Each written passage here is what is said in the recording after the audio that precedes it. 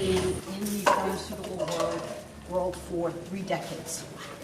Yeah, I had to think about it.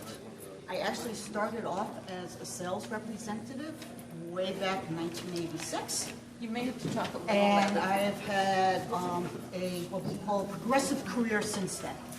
So I've done everything from sales management and leading training departments, sales and marketing training departments for pharmaceutical companies, to marketing. I have personally launched 3 blockbusters, and the definition of a blockbuster is doing a drug that is launched and does $1 billion in under 2 years. And I've launched 3 worldwide. I have launched drugs in 122 countries. So this is something near and dear to me, and I love it. I believe that pharmaceutical companies get a bad rap because they're the big bad people that don't have names, don't have anything, and you can just point fingers to. Most people I know in this industry love it and are in it because they're trying to do good. They don't want to sell cars. They don't want to sell houses. They don't want to whatever. They believe that selling pharmaceuticals does a good thing for the world. I can remember a lot of years ago when I was a rep and another company, headhunter, called, and one of the questions I was asked on an interview is, could you sell a drug you don't believe in?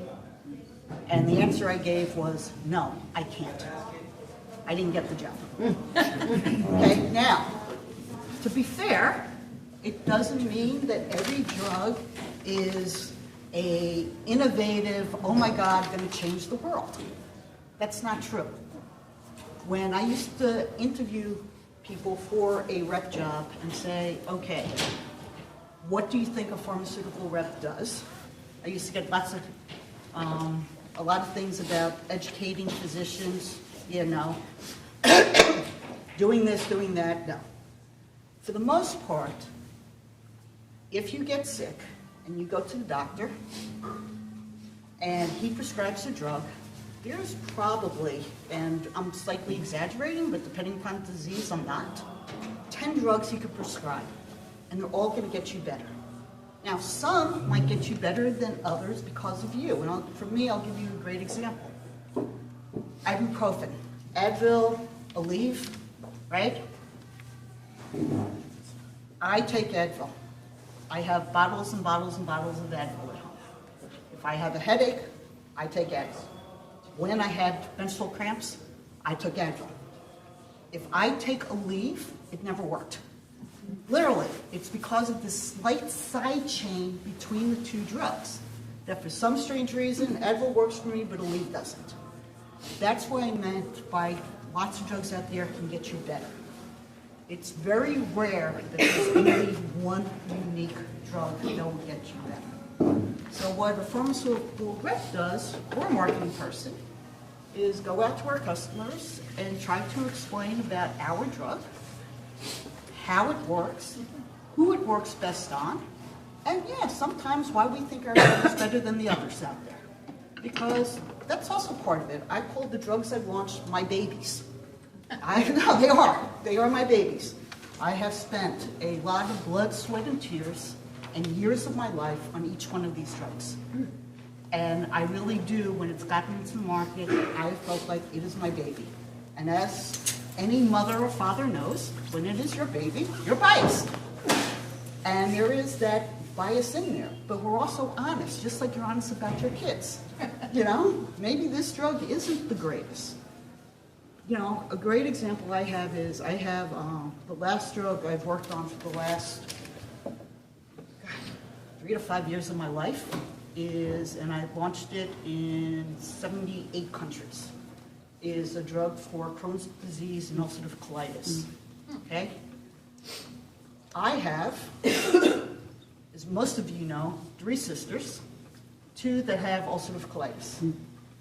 I have 3 brother-in-laws, 1 brother-in-law and his twin have Crohn's disease.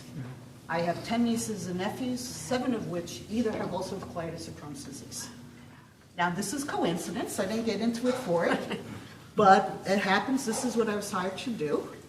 And this drug, for some of my family, has been life-saving. I have a niece that's giving, niece who's giving birth in 3 days. She has Crohn's disease. She is not on this drug.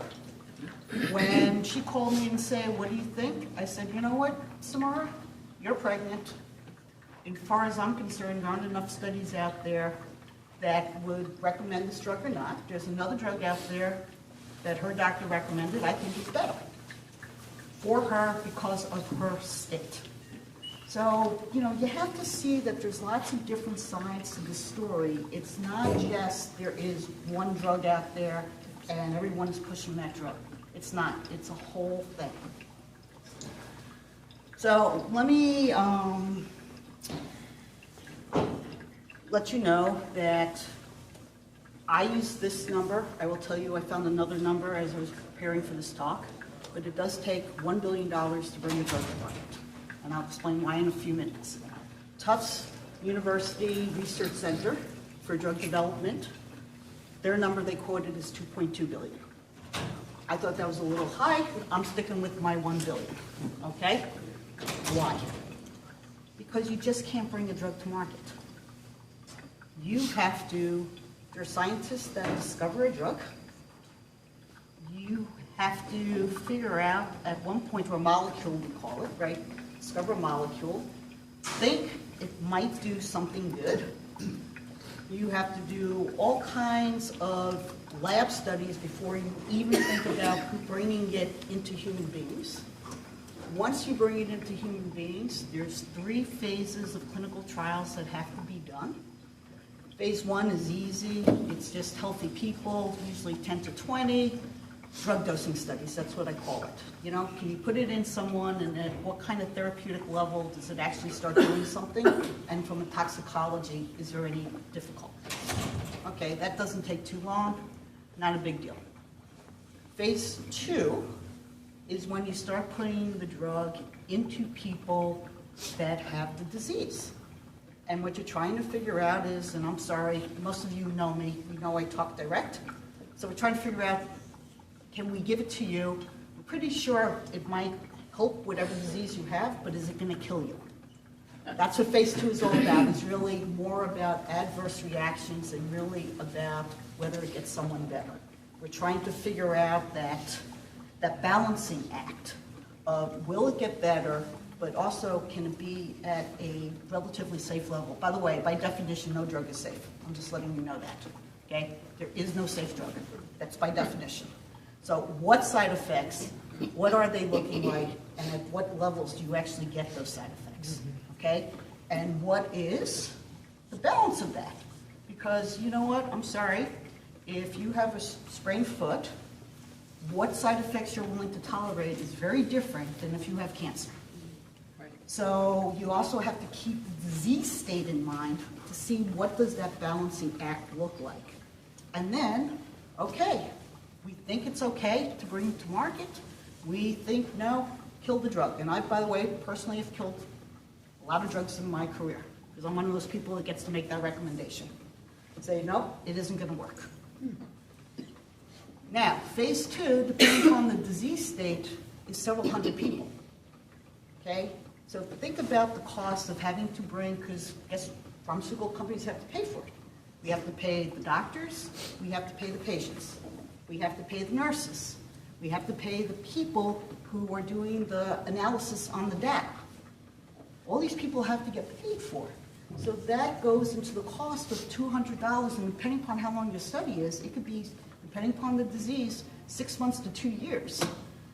We're paying these people for that period of time. That's only phase 2. You make it to phase 2, and now you're into phase 3. Phase 3 is what I personally call the marketing studies. They are the registration studies. These are the studies that we do, that we are going to file with FDA or EMEA or whatever the regulatory body is in whatever country you're living in for drug approval to come to market. Depending upon the drug, that again is several hundred people, 6 months to a year, And in the case of, for instance, a new cardiovascular drug, why you don't see new cardiovascular drugs, FDA determined in order to bring a new cardiovascular drug to market, you need to have a 10-year morbidity mortality study of 10,000 people.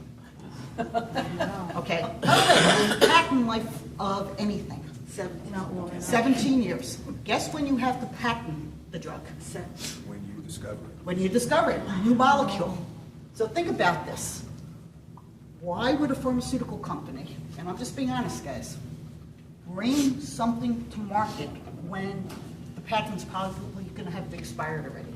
Because, by the way, a 1-year study means it takes a minimum of 2 years for us to do. Why? Because we have to recruit patients. Okay, recruiting patients is not that easy. So we all have to think about this as we're planning, and by the way, this all goes into the price of drugs, okay, which is why I'm also bringing it up. Let me give you something else. Okay, we'll do a little vote here. NIH, National Institute of Health. How many of you know NIH? How many think that is tax funded? How many think it's private funded? Okay, go on their website. 80% of their funds come privately. And guess who private is? Pharmaceutical companies. We sponsor NIH. Okay? Why? Why do we sponsor NIH? Why isn't it fully funded? Because they can't, because to bring a drug to market, NIH did the studies. They're not going to spend, we don't give them $1 billion out of our taxes for one drug. Right. So no, so guess where they get their money? They get it from us. And it's literally right on the homepage of their website. You don't have to look far for this figure. So also, we are doing things like that. We are funding NIH. We are funding people who can't afford drugs. Every single pharmaceutical company has what is called the patient assistance program for every one of their drugs. I don't know, I can't think of a single one that doesn't. If you can't afford your drug, any of their salary requirements, I'm telling you right now, but you really need it, and your doctor supports that you need it, there's an 800 number to call. Okay? I have gotten I've gotten calls from people I know who said, hey, I have a friend, da-da-da-da-da. I've hooked them up with the patient assistance program. I can tell you in a pharmaceutical budget, I always assign a lot of millions of dollars to the patient assistance program for drugs because we really don't want people to go without our drugs. It is bad for us. It is bad for them. It's also bad for us. So this is something that we are committed to doing, and we do it, honestly, with love. As I said, I have all these family members with Crohn's and ulcerative colitis. I don't want them not to be able to afford a drug that I know can help them, either increase their quality of life or just increase their quantity of life. Fern, do you want questions now or later? Yeah, go for it. I have 2 questions. Okay. The bad rap that everyone has to hear you. Behind you, people think. Oh, I'll stand up. The rap that I think is the problem is you can get drugs cheaper outside of the United States. So explain that. Okay, let me do that one first, because I knew that was going to be the first question. Okay. Couple of things. Fact. The cost of pharmaceuticals, a particular drug, within a price range is the same cost in every country of the world. It does not change. Because, from the person who does the pricing, there are countries in Europe that do what's called reference pricing. Germany is the first European country that's responsible for a price. And once they have a price, other countries refer to that price and say that, yes, you can launch in our country, but you can't charge more than 5% less than what you charge in Germany. Literally. And then there are countries that, there's a map, there are certain countries that have like 7 countries that they do reference pricing against, and it's the average of that. So, I'm not as dumb as I look, right? So why would I give one country a lot less money than another country? We can't do it, we can't afford it, we kill our own market. So we charge the same. In this country, that is called the wholesale acquisition cost, what a pharmaceutical company charges a wholesale company. What you guys refer to as the price of drugs, by the way, fact two, 7% of total healthcare prices is pharmaceuticals, and only 7%. Now, not to you. Why? Because you guys worry about your out-of-pockets. I have my own spreadsheet at home, right? Every time I go to a doctor, I get whatever I pay for tax reasons I put in. I don't have a column that says, what did the doctor charge me? Right? Same labs, right? You go, the labs are whatever hundreds of dollars, but you pay $36. I'm making up numbers, right? So we think about our medical costs based on what we are paying out of pocket, not what actually is being charged. If you kept a spreadsheet with a column that said, what was your insurance company being charged, and then did a 7%, you would be pretty close to that. So we think about the cost of our out-of-pockets. Who determines your out-of-pockets? Sorry, part of this talk is we can't talk pharmaceuticals without talking healthcare. They all get merged. Okay? Your insurance company charge is what determines your out-of-pockets, not us. Your insurance company makes that decision. How does your insurance company make that decision? Okay, there's several ways. Number one is, who is the insurance company's customer? That is the employer. So any of you who own your own businesses, you make a decision with whatever insurance you're giving your employees, what drugs you want covered, which ones you don't, and how much you're willing to cover them. What do you want the tiers to be? Now, it's not broken down very specifically like that, but basically, you're offered plans, and that is part of your choosing. So, your employer. The government, right? Medicare, Medicaid chooses. Which drugs are we covering? Which ones are we not? And any other private insurance you have. But it's not, we charge the same thing. So if you go to Canada, the thing is, in Canada, the Canadian government is the primary insurer. So for a drug that is up in Canada, let's say a diabetes drug, your insurance company might not be paying for it. The Canadian government is.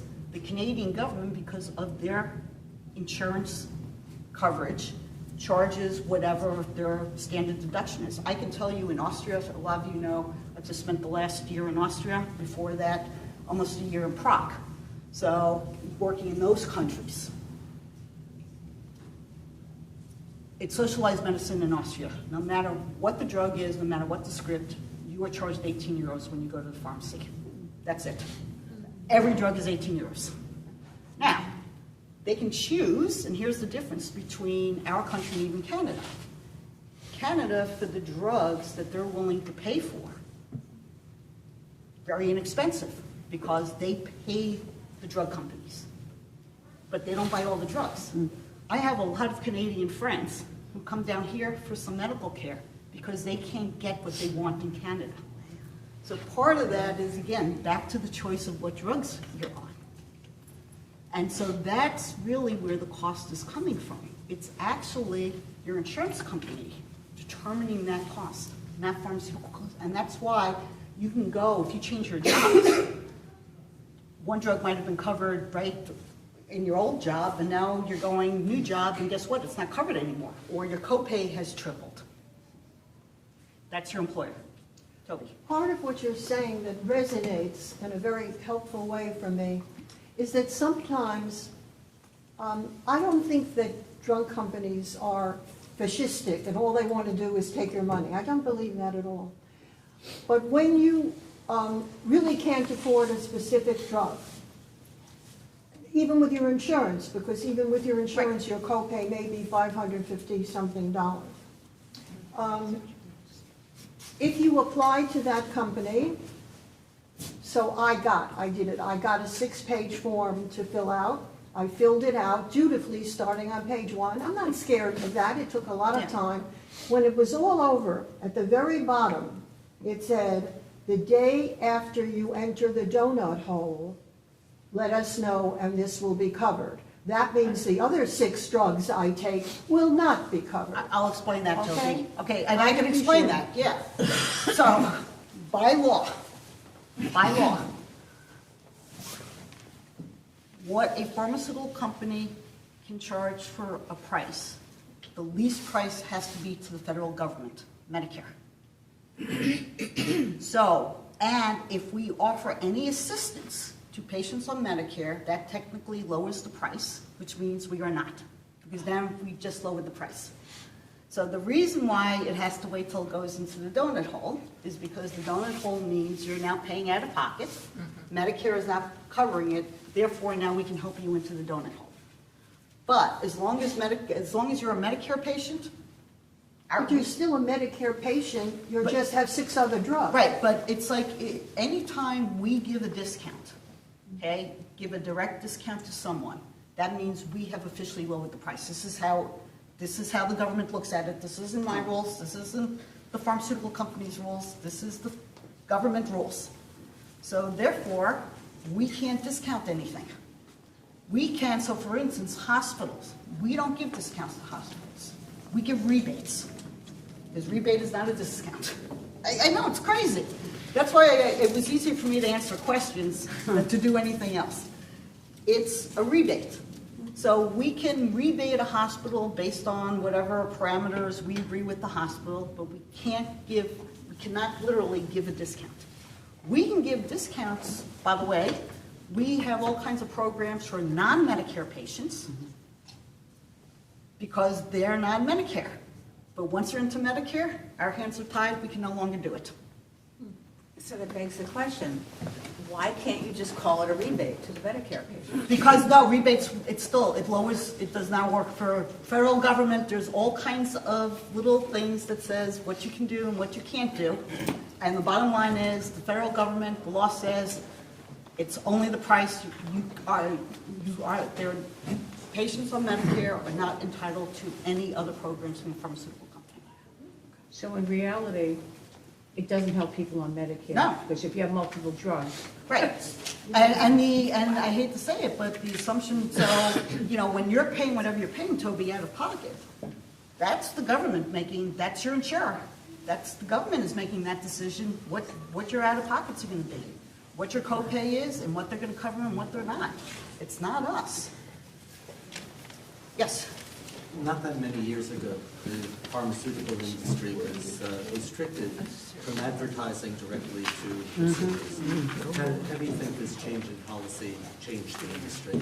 Okay, so a couple of things. Yeah, so about direct-to-consumer advertising.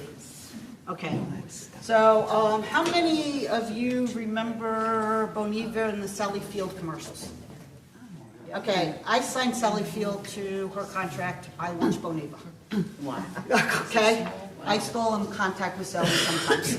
So it's an osteo drug for osteoporosis, postmenopausal osteoporosis. So DTC and I go back a lot of years.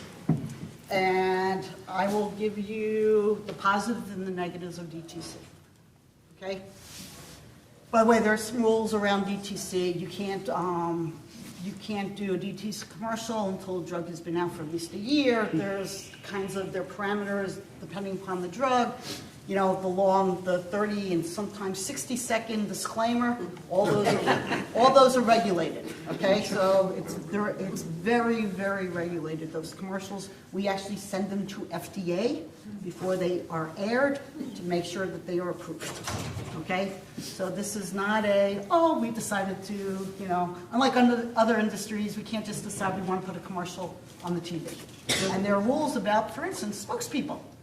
Unless they are on the drug, right? Or if they're an actor pretending, you'll see there's a little disclaimer. This is an actor. This is not, right? So there are all kinds of little rules about this. So a couple of things. I was thinking about this. And if there's any other pharmaceutical executive in the room, they're going to yell at me for what I'm about to say right now. When I look at you guys, you are the end users. You're not my consumers. And that is by definition. And by the way, as I said, if I said this anywhere else, I would be told I am incorrect. But you're my end users. Why? Because at the end of the day, you really are not the decision maker. You might hear a commercial and say, oh, that's cool. You know what? I'm going to go ask my doctor about it. Okay? But your doctor is either going to say yes or no. Most doctors, you're not going to override. There are some. And by the way, there are categories of drugs. Osteoporosis is one of them. And I'll give you a little history about the Boniva commercial and why we did it, just so you understand it. But you are my end users, okay? So when we put out a commercial, it's usually for one of three reasons, okay? Reason number one, it is a disease that people aren't even aware they have for whatever reason. So we're putting out what's called a disease awareness ad that says, by the way, do you have this and this symptom? You may have whatever, go see your doctor. Because if people go to their doctor and we have the only drug out there for it, we might get some business from it, right? By the way, we're for-profit companies. I make no bones about that, okay? We're for-profit companies, okay? That's number one. Number two is maybe there are a lot of drugs out there for this disease, and we know that. And so we want to at least have you have that discussion in the doctor's office. Not, by the way, if I run the numbers. Basically, we look at it because, we run the numbers and all this stuff. Maybe 10% of people who actually ask for the drug are going to get it. We're not relying on masses of people running to their doctor and the doctor writing for the drug. Yeah. We're not that dumb. We really aren't. Okay? But number three, and this is really important, doctors and pharmacists are consumers. And we can't get to everyone. So if they see an ad, they might, A, want to be more educated on the drug. I'm not saying write it, because I was in this industry when I was, a 28-year-old rep. I was bringing bagels into doctors' offices. I was taking doctors out to dinner. I did all those nasty things that we get yelled at for doing. And I'll tell you once, I've never once, never, ever, ever in my whole career met a doctor who wrote a prescription because I gave him a bagel with cream cheese and lox. Sorry, has not happened. Okay? Just hasn't. I will tell you what I think the bribe is, if you want to call it a bribe. The bribe is that by giving you a bagel for cream cheese and lox, will you please listen to me for 30 seconds? And actually listen to what I have to say. That's the bribe. The bribe is, I'm giving you dinner, please listen to something. It's not go out and write the drug, it's please listen and get educated. Now what you do with that education, whether you need further education, whether you say this is garbage, whether you say, wow, this is really something, I'm out of that. But my bribe is, I want you to listen to me. That's all I'm asking for. Okay? Read this paper, not to write the drug. Now, on the hindsight is, what I always laugh about is, and I can remember, this was one of my more unique experiences. I mean, I've had doctors call me up and ask me for millions of dollars. I am not kidding. Whether because they want to do a study. I had a very, very famous cardiologist who is now retired, basically said, when I was working on a cardiology drug, basically said that we basically needed to give him $6 million or he would never ever mention the name of the drug. And he was a world famous cardiologist. So he wanted to be a consultant, okay? And basically the price tag was $6 million, okay? But my favorite story, I am at a conference in Florida. The head of the FDA is yelling and screaming at us terrible pharmaceutical people and how unethical we are and all the bad things we do. There are doctors in the room and pharmaceutical executives. It is break, coffee break. I go out, and this doctor comes up to me wanting to know, he just self-published a book, if I'm willing to buy it and give it to, have all my reps give it out. This is at this conference, though. This doctor at a conference about how one of the ethical pharmaceutical companies is asking me to basically buy his book. So, it's a little 50-50 here, guys. It's not just all on our side of it. Okay, Sarita and then David. So can you talk about the difference in what the FDA does to approve drugs and what some other countries do. For instance, I know that in Britain, part of the consideration is the cost. There's different expectations in terms of benefit relative to the gold standard of treatment. So can you make a comparison? Yep, so I'm going to correct something. Not drug approval in Britain does not do that. That is for reimbursement. So most countries have, there is government reimbursement subsidy. So NICE is what's in Great Britain. So reimbursing a drug and approving a drug are two different things. Britain is one, and I can name most countries. So you, for instance, Canada, okay? Most professional people I know in Canada have private insurance, just like in Great Britain. Matter of fact, for employers, it is one of the things we offer to entice someone to come work for us. We're giving you private insurance. So it is, and then private insurance operates exactly like the way it does here. But for reimbursement in a lot of countries in Europe, you get first approved by the regulatory agencies, and then a year, or sometimes Canada's 2 years later, we determine whether we're going to reimburse you based on all the things you just said, comparative studies and whatever. Okay, so the way it works in every country just about, and by the way, my personal experiences is EMEA, which is the European Union body, is more restrictive than FDA is, just for the record. And I know a lot of countries in South America and Asia don't look at FDA approval, but actually look at EMA approval as they're basing their approval on, just for the record. Okay. I said there are different clinical studies and whatever. And I said phase 3 is what we call registration studies. So for instance, we have a drug, we are looking at drug approval.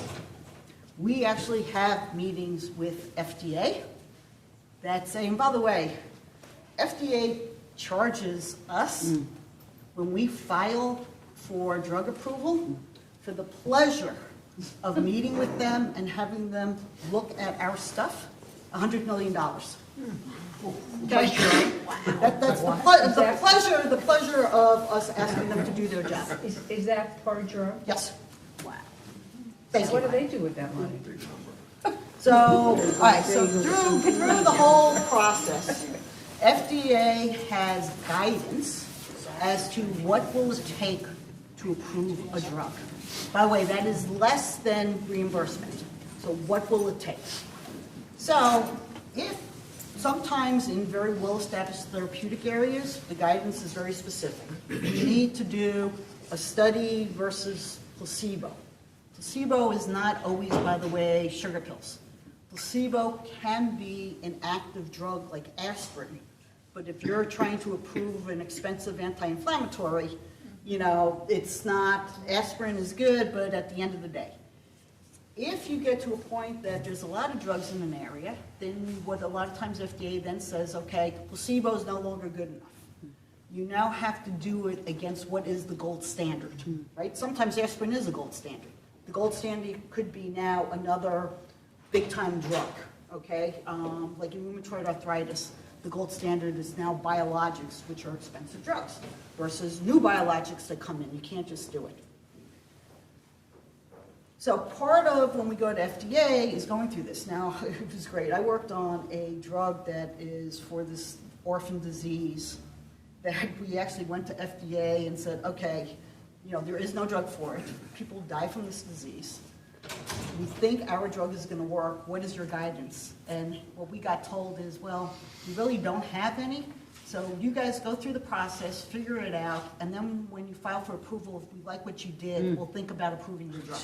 And then use that as the guidance. Right. Or you can go through the whole thing and they can say, you know what, we really didn't like what you did, but we got literally zero guidance. So we go through that. So approval is step one. Now reimbursement is then, a lot of times for a lot of it, the hurdle is now higher, saying like for nice. So in EMA, to get back to your question, it is So one regulatory the approval, though, is the same? The approval's the same. The approval is the same. And it's hard to say because each therapeutic area has a different approval process. So I can't say, here is the standard. But usually, the bare minimum is in hundreds of patients. I'm not talking about an orphan disease, but in normal diseases, in hundreds of patients, you have to keep the patient on the drug for 6 months to a year, depending upon, again, therapeutic area, prove efficacy in the drug, and prove that it didn't kill anyone or has the potential of killing anyone. And again, whatever that of killing is different. That's for regulatory approval. Reimbursement, then they look at, well, how expensive is it versus the other, and how bad is the disease. It's like, I hate to say it, it is very hard for any reimbursement authority to turn down a cancer drug. It's cancer that people are going to die from. It's almost impossible. For a new heart drug, it is. I'll give you a great example that just happened. I just heard this a couple of weeks ago, and I love this phrase. Drug-resistant antibiotics or drug-resistant bacteria is all in the newspaper these days, right? It's awful, it's terrible. Companies are not researching antibiotics anymore. They're just not. Why? Because of all the generics out there and whatever, they're really inexpensive. And why are you going to bring a drug to market that basically you're not going to make any money on? So there's a couple of little companies that are popping up these days that basically are popping up with one drug. So there is a couple companies working on antibiotics. And the CEO of one of these companies that has a drug for drug-resistant infections, lung infections, can't sell it. The price is too expensive. No hospital will pay for it. So even though they have this, that everyone is whatever, they're literally about to go bankrupt, and they're closing shop, and this drug is going to go away. And the quote he said, which I loved, is that U.S. healthcare is not willing to pay for innovation. They're not willing to pay for it. And so you don't have companies studying new cardiovascular drugs. You don't have companies studying new diabetes drugs. You don't have companies studying new antibiotics, because at the end of the day, we're not going to make any money off of it. Is that in the U.S., you mean? All over the world, period. But a small company might be able to sell some of his antibiotics in Europe and whatever, but in the U.S., the hospitals aren't willing to pay for it. David was next. Isn't that also an insurance company issue? But that is the insurance, back. It's not us. It's who, right? It goes back to who pays for drugs. David. Well, that actually, your comment there about innovation feeds into my question, which is really about your thoughts on the criticism that essentially Big Pharma stifles competition at the expense of innovation by buying out these small pharmaceutical companies and putting them out of business. No. So it's actually the reverse. So what is happening now, it's really interesting, is that, I've seen through my 3 decades, I've seen, as everything does, it goes into cycles, right? So now what you have is you have a lot of little one-off companies popping up with one drug. And actually, they're venture capitalists who are starting companies. They were able to buy a drug. A big pharma company cast off a drug, whether because, it's not worth it for us to bring it to market, or it's not within our areas of focus, or whatever, right? So they bring it. So a company will pop up with this one drug. Now, there's 2 business models why they're popping up. And when I speak to these guys, I always ask them the question, what's your business model? Because it's one of 2 things. More than 80% are popping up because they want to bring the drug to such and such a point, and then Big Pharma buy it from them, and they've made their payday. Because they're venture capitalists. That's why they're doing it. There is this very, very small percentage of companies that are like, cool, I want to start a pharmaceutical company. So I have one drug, and hopefully I make it to market, and it's a hit, and now I can afford a second drug. That's basically what needs to happen. But for the most part, these small companies are all popping up, so Big Pharma buys them out. So we're not stifling it. Again, it just goes back to one of the equations. And even if a Big Pharma company is going to buy this one-off drug, I do this all the time as part of my business. I have to look at business cases and say, is this drug going to make enough money to bring it to market? Or if not, what do we do with this drug? No, so let me follow that then. Okay. So if the venture capitalists are investing in this just so Big Pharma buy them out, and they've actually got something that Big Pharma is interested in, right? Aren't they essentially stifling, I mean, are they then taking out that innovation? Are they taking that innovation and bringing it to market, or are they just getting rid of it and No, saying, because this is going to compete with my drug, and yeah, that venture capitalist accomplishes what he wants to, but do you stifle the innovation that's been advanced by that company? In my whole career, the only time I have seen a drug actually killed, totally killed, never to be brought to market again, is because it needed to be killed, either for efficacy reasons or for safety reasons. What a company will do, because we've already invested millions and millions of dollars into these drugs, we will find someone to buy it from us. We don't just put it on the shelf for it to never to be seen again, unless it is such a saturated market and you are the 22nd drug within the same category for osteoporosis. No one needs a 22nd drug, in all seriousness. So that's what we do, but I've never seen a pharma company take a really viable drug and just say, forget it, we're going to stifle. We don't do that. Okay, hold on. All right, Shirley and Lou, and then I'll go from here.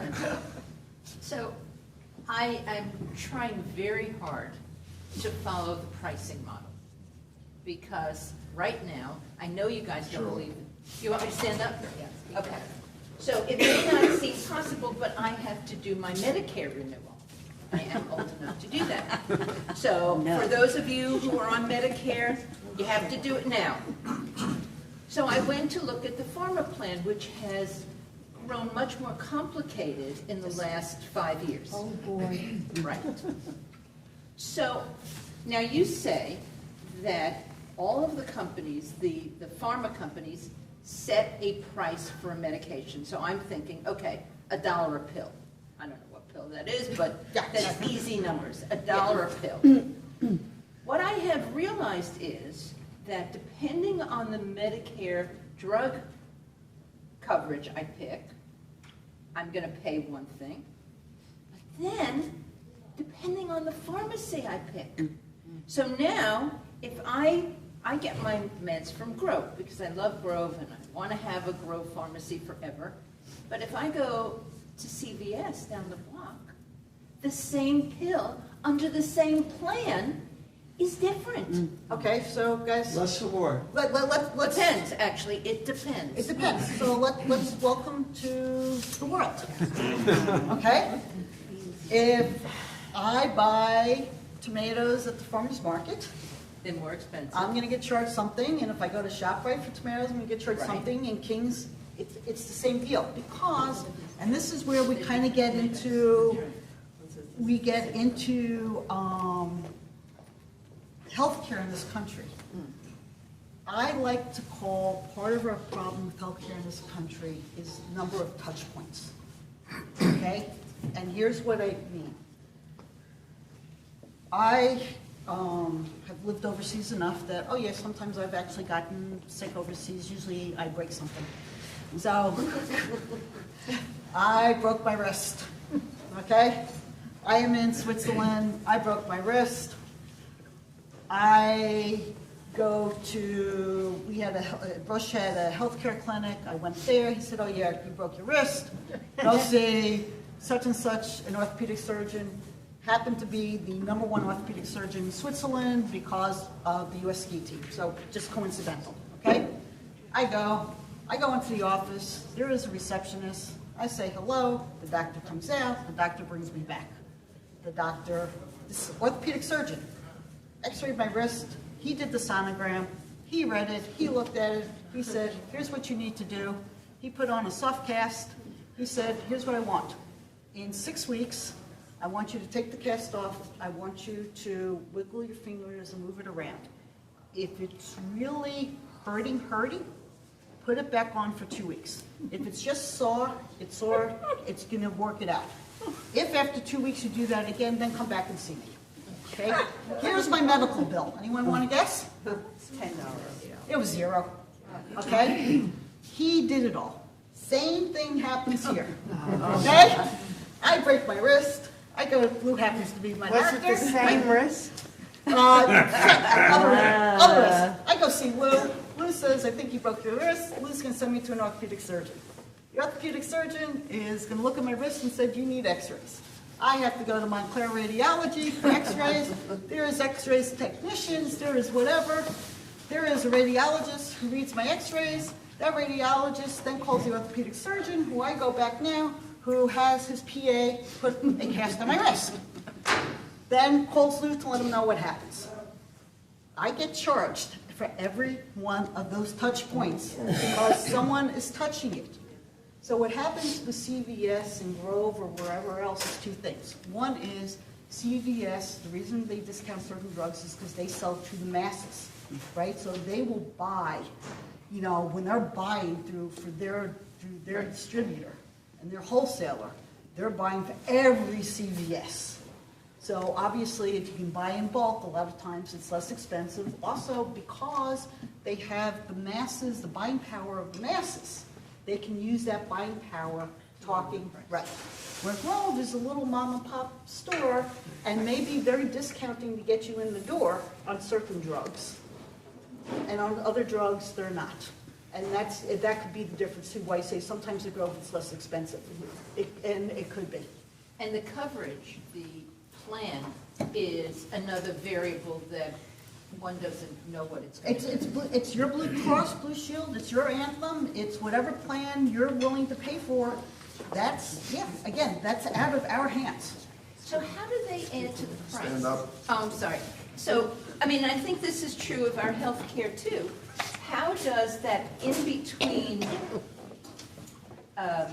variable of the insurer, whether it's for pharma or healthcare, do they say, I'm going to take that $1 pill and now it's going to be, we're going to send it out there at 100? It's up to them. It's like, you know, it's like all those things in the newspapers about, you know, hospitals charging, you know, $100 for a Band-Aid. They're trying to make their money. And however they're making their money, that's how they're pricing things, you know? But it's not what someone is charging. It's not what Johnson & Johnson is charging for the Band-Aid. them for the Band-Aid. Right. Okay, Lou first, then Toby, and then I know there are other people coming. Just a couple of points. First of all, I think that being a pharma rep is a very difficult job. These are young, earnest people, most of them. They come to my office, they tell me about their drug. They are in sales, but they don't walk out of my office with an order for a sale. And so they're just depending upon my listening and my goodwill that I'm going to write a prescription for their. It's a tough job. I think that the Medicare Part B legislation is really a disaster. It's got so many flaws in it that make it very difficult for intelligent people like Toby, like you, to negotiate their way through it. And I see lots of people who have no idea what plan they should be in. And this comes up very routinely. It would be nice if the discount coupons that I got from my drug rep cover most of my practice, which is Medicare age, but they don't because of the stupid legislation. And I don't think that all of the pharma companies have been lily white. I mean, witness the price increases of things like EpiPens, which was totally outrageous. There's a drug called colchicine, which you use for an acute episode of gout, which has been around forever, and it was like 10 cents a pill. But it never actually had, because it's so old, it never actually had formal FDA approval. Some company approved for formal FDA approval. Now the pill is $3 a pill. Stupid. I long for the days when my drug rep could take me to a ball game. Those days are gone. Hey, those are the days that drug rep took your whole family to the ball game. And a lot of that came from apparently some grad student in Indiana that did a master's thesis about how small gifts influence decisions. So now I don't even get sticky pads and pens, I don't get coffee cups. You know, they can bring in lunch if I promise to listen for a while. All those things aside, I can live with. But and some of the promotion of drugs was really fraudulent. I mean, witness Purdue Pharma and OxyContin. I had my drug rep when OxyContin was new would come and say, "This is absolutely not addictive." And I said, "How can that be? It's an opiate. It's got to be addictive." And he said, "No, absolutely not. I probably used more of it than I should have, but I really tried to be careful with that stuff." And, you know, lately you see that, you know, OxyContin is getting sued out of existence for that. Okay, Toby first. I want to say something that's very different from most of what I have to say on this subject, which is going every year when it does change Medicare. You could spend 4 days studying all the stuff you get and still make a mistake. But I discovered something. I've been taking one drug since 1996, and it was not an acute drug at that time. What's the word? I just lost the word. If it's a low Chronic? If it's a cheaper version. Generic, and I want to talk about generic versus branded after Toby. So it costs very little. About a year ago, I went to get a refill, and it was 2.5 times the price it had been since 1996. And I inquired if it was still exactly the same drug, and the answer was yes. So I called my insurance company. One of the lessons I've learned is that the person who answers the phone is not your enemy. It's really important to pay attention that this is somebody who deserves your respect. They're not making money on this. It's not a great job to answer the phone. And if you're courteous to that person, one question you can ask is based on your own history. In this case, I said, I've been taking this drug for, I think it was that time, 16 years. I take the same dose, and suddenly the price has doubled. Why is that? And the answer is they raised it. Nothing is different about the drug. But at this point, the woman I was talking to, because I was being very polite, said, if your doctor writes a letter saying that this is a drug you've taken for that long, the drug has not changed, and your illness is the same, you will get it for the old price, or at least there's a very good chance. Well, my doctor is sort of snotty, but I'm nice enough to her, so she'll do something. They called the same day she got an email back saying the drug is now not, well, they put it in a new tier, that's how they did it. The drug will go back to the price you've always paid for. And all that is based on, because I'm really dumb about a lot of this, it's just that I was brought up to be courteous to people who answer the phone, who are not as well paid as all your enemies in the business. All right, so let me explain generic just while I had some, as you saw, I prepared a lot. I was just really playing questions, but I did have some things that I knew I wanted to highlight. So how are branded drugs approved versus generics and the difference in the cost? Because this is important. I explained how branded drugs are approved. Okay? Here is generics. Our patent is up. We actually have to give them all our information. Okay? And then they put up a manufacturing plant and hopefully they get approved. So they haven't done any studies. It's one of the reasons that the cost is very, very different. They haven't made the investment in it. Here's the other thing, though, that's, for me personally, as a consumer, is important. The quality control on branded drugs is done at what I call the lowest denominator. So if it's a pill, on a pill level.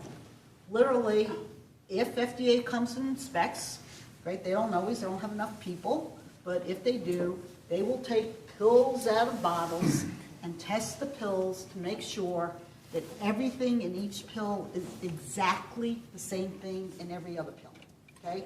So if it should be 10% active ingredient and 10% sugar and 22% salt and whatever. They make sure that every pill is that way.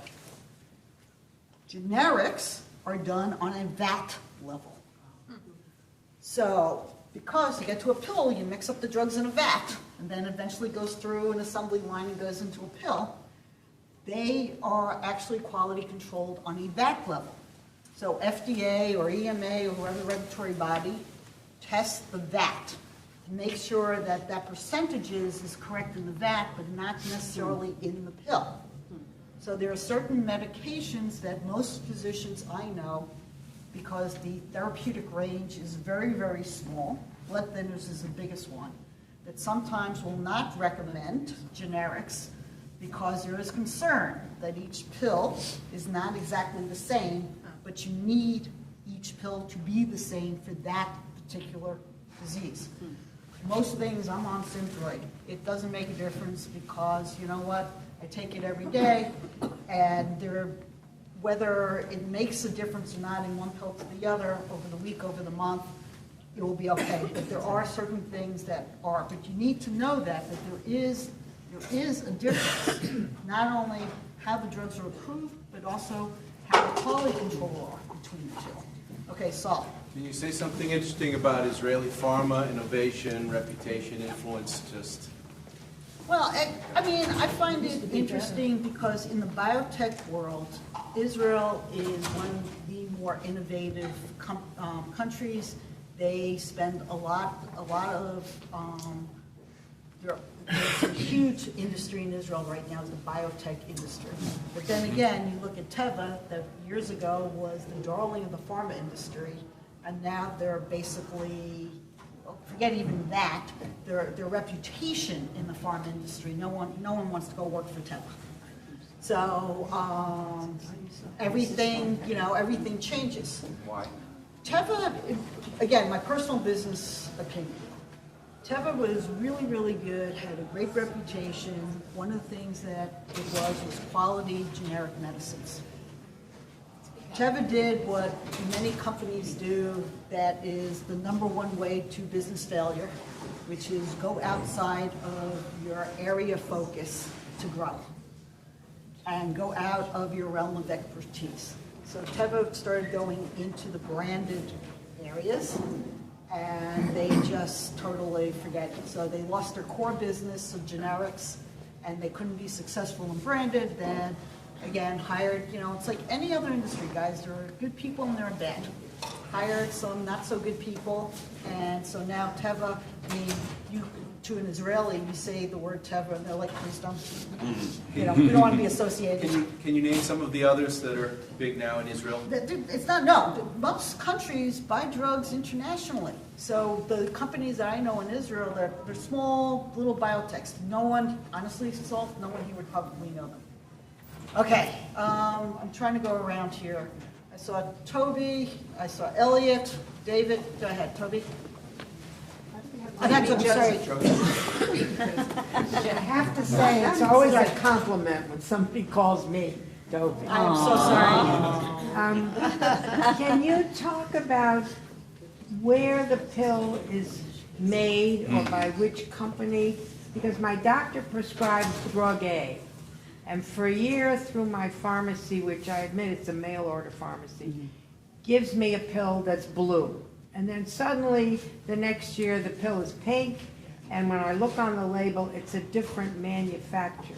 So these days, generics, and this is a personal problem I even have. I mean, I had some oral surgery a couple weeks ago, had Anaprox. I think the doctor prescribed, it's an anti-inflammatory, 20 pills. It was hysterical. I opened up the bottle. There's a bunch of blue pills, then there was a piece of cotton with a bunch of pink pills. Yeah. I'm serious, same drug. So in the old days, the number of generic companies were, you could count in one hand, and I used to go into Grove Pharmacy and say, when you want a generic, I used to say, who makes the generic, right? Because I knew the generic companies, and it was one I trusted, cool. If it was one I never heard of, now I'll take the brand, okay? These days, there are so many generic companies around the world that I can tell you, I don't know 90% of them, which is why I usually pay for branded, because it actually concerns me. Because a generic company can be anywhere in the world. To sell drugs here, they have to be, their manufacturing site, their company has to be FDA approved, which means that maybe FDA sent inspectors when they first got approved. It could have been 10 years ago, and FDA has never been back again, okay? And pharmacies who used to say, okay, I'm only going to buy from these 3 generic companies, now anyone who walks in with the least expensive price, that's who they buy from. So that is why you get, because, company, Metalite company today was selling the drug to whoever you buy it from, and the next day some such company was having a sale, so they bought it from that. Okay, who did I call? I called Elliot next. And then you mentioned, the whole list of side effects, like when you watch an ad on TV. So before that, when they're doing all the clinical trials and they have, hundreds of people involved, how do they determine which side effects have to be in that ad and which might be spurious? Okay, so it's actually by percentage, okay? So any side effect that appears greater than 1% has to be, and it's also what is the side effect. So there's something called, more serious side effects versus whatever. So those is what determines. Now, people ask me about that all the time, and here's what I'm going to tell you. If you have the disease and you are interested in the drug, chances are all those side effects you don't even pay attention to. Okay? Think about yourselves as regular consumers for other things. If there's a house or a car you really want to buy and you love that car, and someone tells you there's something bad about that car, if you really love it and you want to buy it, you don't care. Okay? That's the same thing with our whole disclaimer. We have to, as I said, it's regulated. We have to. It is there are very big regulations, what we have to put in and why and whatever, and how long that has to be. 30 to 60 seconds. I mean, there are regulations around it. But I know that sometimes when I look at it, it's like, whatever, but I know that if it's, especially a serious disease, if I have a serious disease, and I'm not going to care it's going to cause me nausea. I'm really not, if it's that serious enough that I want the drug. Okay, Adrian first. So it was about another question on generics. So when, I remember when Advil became generic or Tylenol became generic. So when that happens, does the pharmaceutical that makes Tylenol jack up their prices on other products to make up for the money that they're losing on Tylenol and Advil? I mean, so I'll tell you, again, we are a business. I'm not going to tell you we're not. We are a business. We hire people. We have to pay for lights. We have to pay for floors. We have to pay for floods when they happen. We have to pay for the fact that, this happened to me, a pallet fell off a truck and broke about $1 million in drugs. Literally a pallet fell off, almost caused a drug end. It was serious. We have to pay for all these things. So, I'm not going to sit up here and say, we're not in, we don't want to make money. We do. And as a result, there are times that based on what's going on in the overall business, that there is a core product that basically is paying for the lights. Okay? Because that is our bread. It's our bread and butter. It's really what's paying for our business to exist. And in order to, honestly, bring out all these other drugs, we need a drug to pay for the lights to stay on. And therefore, if there are times that part of the pricing has to be that in order for us to stay in business or in order for us to invest in our business, here is what we have to charge. I'm not going to say it's all altruistic. I think part of what we went through with EpiPen, by the way, was that Mylan was suffering in a lot of different areas. They were losing money because of generic competition, because Mylan was basically a generic company, and all these hundreds of generic companies showed up overnight one day. Mylan totally lost whatever profits they were making because of all these other generic companies and needed to keep the lights on.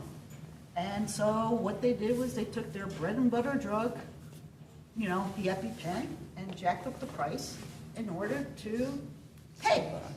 You know, and I'm not, by the way, I'm not agreeing with it, I'm not disagreeing with it, I'm not getting into the debate about whatever, but I'm saying that I'm pretty, without being that close to the situation, but reading a lot about it, I'm pretty sure that's what it was. Okay, Sylvia first, Artie, David. Quick question.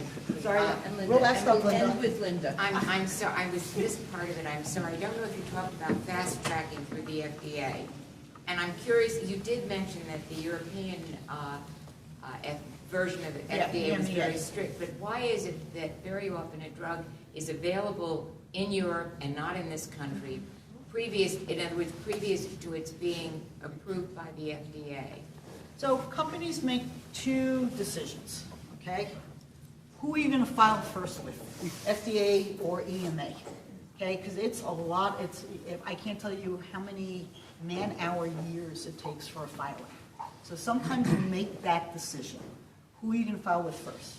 With two of the drugs I've worked on, we actually, one of the drugs, we were the first drug in drug history, and this is just 4 years ago, that we filed EMA and FDA on the same day.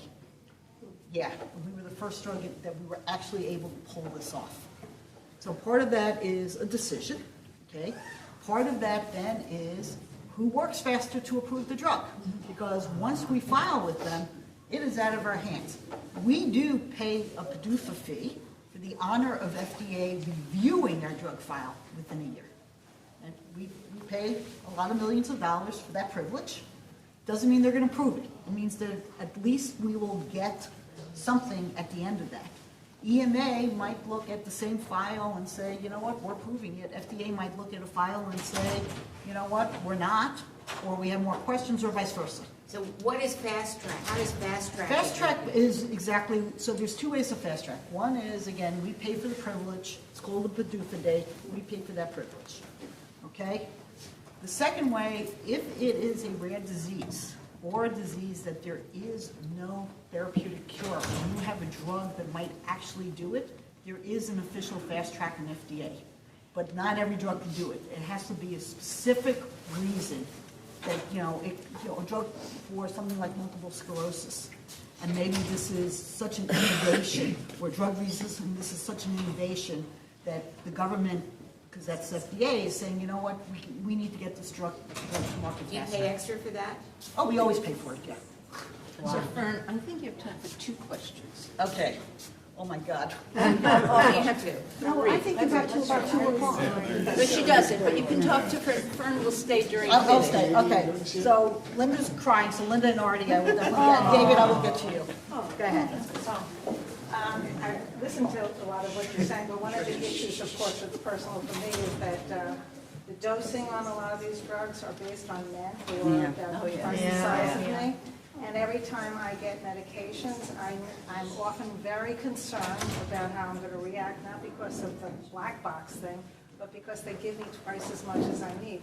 So I'm asking the question about how do they, are they ever going to get to the point that when they do those studies, that they do it so that they can regulate what a lighter person? Yeah, the easy answer for this is, by the way, we do it, and not every drug needs to be dose weight based. Yeah. Oh. So when you see drugs that don't have different doses, Yes. that is because it is pharmacokinetically does not have to be dose weight based. And we do those studies to determine whether a drug has to be weight based or not. Okay, moving on. Artie? I'm open now. I don't know if you mentioned this because I wasn't here in the beginning, but Nancy Pelosi has a bill proposed now to allow the Secretary of Health and Human Services or Medicare negotiate with the drug companies to try to get prices lower. We're back to, so I talked earlier about that we charge the same thing around the world.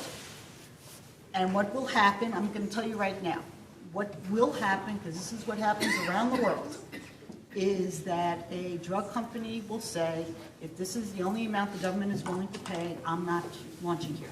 I have withdrawn drugs from countries. Personally, I made the decision, we are not selling our drug in this country any longer because what the government is willing to pay us for that drug, we can't afford it. So this is Canada. They're now willing to pay, the drug isn't there. That's why people come here for certain drugs. David. I'm going back 30 years now when I worked for Johnson & Johnson, and I remember a conversation with an exec from Author Pharmaceutical talking about the whole patent issue. The fact that, what patent life, 7 years? 17. 17 years. And talking about drugs that would take 20 years to get to market. And talking about the absurdity of it. By the time the drug actually hit the market, the generics were waiting for it. Yeah. Has there been any discussion about changing that model? So there are certain things we can attempt to do to prolong our patent for a couple of years, but it's only for a couple of years. And we try to do that. So sometimes when you see, for instance, a drug that was 4 times a day and now is a long release, technically that's a new patent. So for us, that is one of the ways that we do it so that we at least recoup some of our money back. Yeah. Nope, I'm sorry. I'm sorry, I love Fern, but I hear movement there. And it is now 11:48. We've run over, but Fern's not going anywhere, so she'll stay and answer your questions. Let me just, before you all leave, say a major thing